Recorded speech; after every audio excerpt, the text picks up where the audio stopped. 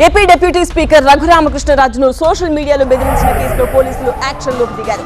ఏలూరు జిల్లా కాళ్లవ పోలీసులు ఎన్టీఆర్ జిల్లాకు చెందిన ఇద్దరు యువకులను అరెస్ట్ చేశారు. మత విద్వేషాలు రెచ్చగొట్టేలా సోషల్ మీడియాలో పోస్టులు పెట్టారన్న ఫిర్యాదుపై తిరువూరులో నవీన్, ప్రవీణ్లను అరెస్ట్ చేశారు.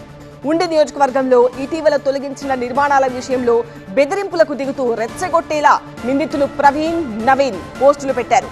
అయితే అరెస్ట్ అయిన ఇద్దరు యువకులు టీడీపీ కార్యకర్తలు కావడం, అలాగే తిరువూరు ఎమ్మెల్యే కొలికపూడి శ్రీనివాస్ అనుచరులు కావడం సంచలనంగా మారింది.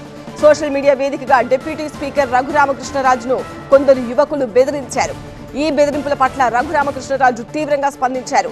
ఒక మతం పేరు ప్రస్తావిస్తూ మరో మత విశ్వాసాలున్న ఆయనను తుదముట్టిస్తామని, మట్టిలో కలిపేస్తామని పోస్టులు పెట్టడంతో ఆయన తీవ్ర ఆగ్రహం వ్యక్తం చేశారు.